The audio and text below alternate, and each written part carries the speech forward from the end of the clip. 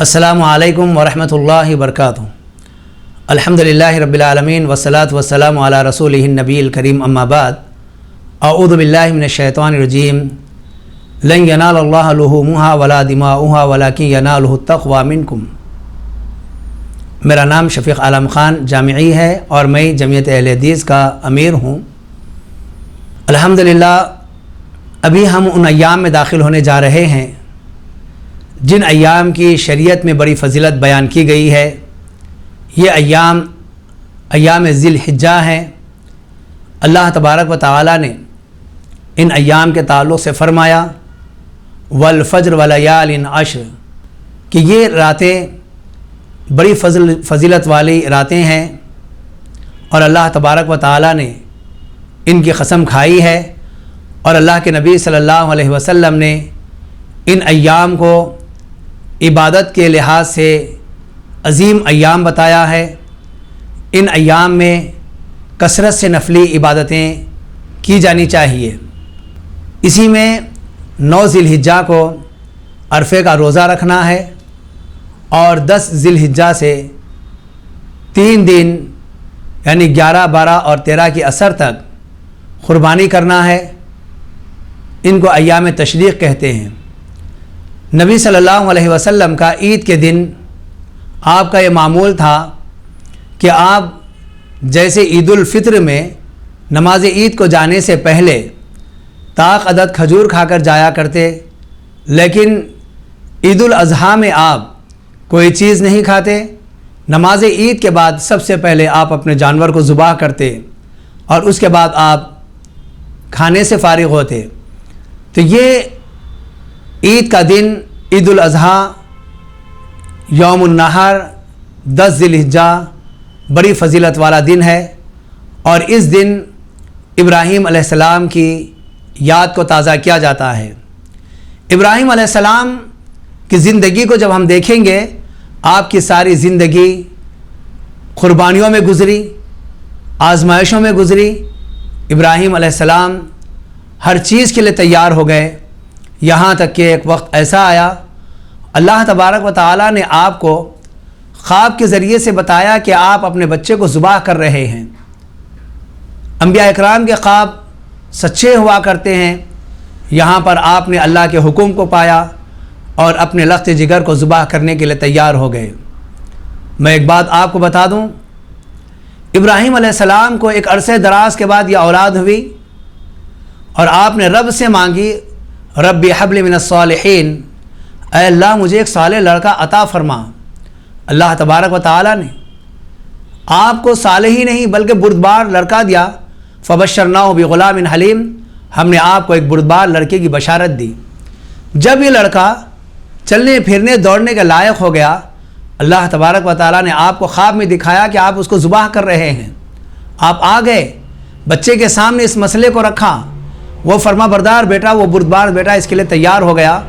اس کے بعد فلما اسلم وتلہ للجبین، جب یہ دونوں اس کام کی طرف متوجہ ہوئے اور انہوں نے پیشانی کے بل اسے ذبح کرنے کے لیے لٹا دیا، اللہ تبارک و تعالیٰ قرآن مجید میں فرماتا ہے وَنَادَيْنَاهُ أَن يَا إِبْرَاهِيمُ قَدْ صَدَّقْتَ الرُّؤْيَا إِنَّا كَذَلِكَ نَجْزِي الْمُحْسِنِينَ، کہ ہم نے ابراہیم علیہ السلام کو آواز دی کہ ابراہیم تم نے اپنے خواب کو سچ کر دکھایا، یقیناً اسی طریقے سے ہم محسنین کو بدلہ دیتے ہیں۔ اس کے بعد اللہ تبارک و تعالیٰ نے آسمانوں سے دمبے کو بھیجا، اور پھر اس رسم کو، اس طریقے کو پیچھے آنے والوں کے لیے اللہ نے باقی رکھا۔ نبی کریم صلی اللہ علیہ وسلم نے قربانی کے اصول و ضوابط بتائے ہیں، اور اس وقت سے لے کر آج تک یہ قربانی کا سلسلہ جاری ہے۔ یہ ہماری عظیم ترین عبادت ہے۔ اب جیسے عام طور پر لوگوں میں ایک الجھن پائی جا رہی ہے کہ کیا ان حالات میں قربانی کے بجائے رقم اس کی صدقہ کر سکتے ہیں، اس کی کوئی دلیل موجود نہیں ہے۔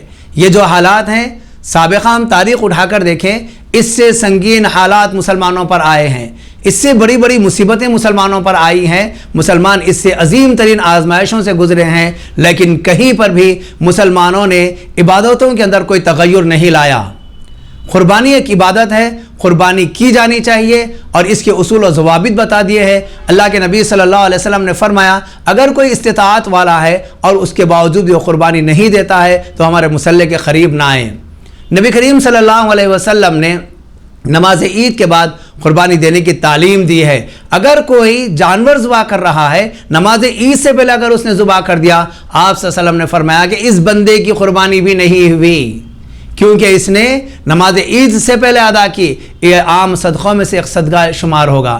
تو غرض یہ کہ میں آپ تمام سے یہ گزارش کروں گا کہ ان ایام کی اہمیت کو جانیں اور ان ایام میں کثرت سے نفل عبادتیں کریں، اللہ کا تقرب حاصل کرے، اور ہمارے اوپر جو وبا آئی ہے، جو مصیبت آئی ہے، اس سے نجات حاصل کرنے کے لیے یہ بہترین موقع ہم کو مل رہا ہے، یہ بہترین ایام ہم کو مل رہے ہیں۔ اللہ کی طرف رجوع ہو جائیں اور گڑ گڑائیں، معافی مانگیں اور اللہ سے دعا کریں کہ اللہ تعالیٰ مسلمانوں پر بلکہ ساری انسانیت پر آئی ہوئی اس وبا سے، اس مصیبت سے، اس پریشانی سے ہم تمام کو بلکہ ساری انسانیت کو عافیت اور نجات عطا فرما۔ اور قربانی کا جب موقع آئے گا تو ضرور قربانی کیجئے۔ وقت سے پہلے مختلف قسم کے باتیں کر کے عوام میں الجھن پیدا کرنے کے بجائے پوری توجہ ان عبادتوں پر دیجئے اور قربانی کی طرف توجہ دیجئے۔ انشاءاللہ سابقہ کی طرح اس مرتبہ بھی قربانی کا نظم رہے گا، لوگ جانور خریدیں اور اللہ کی راہ میں جانوروں کو ذبح کریں، یہی بہترین طریقہ ہے۔ اس سے ہٹ کر کوئی اور چیز نہ سوچیں۔ کئی ایک ادارے ایسے بھی ہیں جو قربانی کرنے کے لیے اپنے آپ کو پیش کر رہے ہیں، اگر آپ کو ان پر اطمینان ہے تو ایسی صورت میں آپ ان سے بھی رجوع ہو سکتے ہیں، لیکن میں یہ کہوں گا کہ جانور آپ خود خریدیے، اپنے گھر لائیے اور اپنے گھر میں ذبح کیجئے، اور اس بات کا احساس اپنے گھر والوں کو دلائیے کہ آج یہ جانور ذبح ہم کر رہے ہیں، کل اگر اللہ کی راہ میں ضرورت پڑی تو ہماری جان بھی ہم ایسے ہی ذبح کروائیں گے۔ اس بات کا احساس اپنے اندر پیدا کریں۔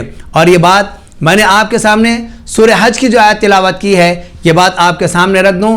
آپ کا یہ جانور، آپ کی قربانی اللہ تبارک و تعالیٰ کے پاس پہنچنے والی نہیں ہے، اللہ تعالیٰ کے پاس خون اور گوشت پہنچنے والا نہیں ہے، وَلَٰكِن يَنَالُهُ التَّقْوَىٰ مِنْكُمْ، اللہ تمہارے تقوی کو دیکھنے والا ہے، تمہاری پرہیزگاری کو دیکھنے والا ہے۔ تو اللہ ہمارے تقوی کو دیکھنے والا ہے، اور تقوی کا معنی کیا ہے؟ برائیوں سے اجتناب کرنا، معصیت سے اجتناب کرنا، اور اللہ اور اس کے رسول صلی اللہ علیہ وسلم کی مکمل طور پر تابعداری کرنا۔ تو یہ تقوی ہے، ہمیں معروفات پر عمل کرنا ہے، منکرات سے بچنا ہے۔ نبی صلی اللہ علیہ وسلم نے جیسی تعلیم دی ہے ویسے ہی ہم اسلام اور شریعت کو اپنانا ہے، اسی میں ہماری نجات اور اسی میں ہماری کامیابی ہے۔ اور یہ قربانی ہمیں عظیم تقوی کی دعوت دیتی ہے۔ اللہ رب العالمین سے دعا ہے اللہ تعالی ہم تمام کے اندر تقوی عطا فرما، اور ہر قسم کے شر سے، ہر مصیبت سے اللہ ہم تمام کو محفوظ فرما۔ السلام علیکم ورحمۃ اللہ وبرکاتہ۔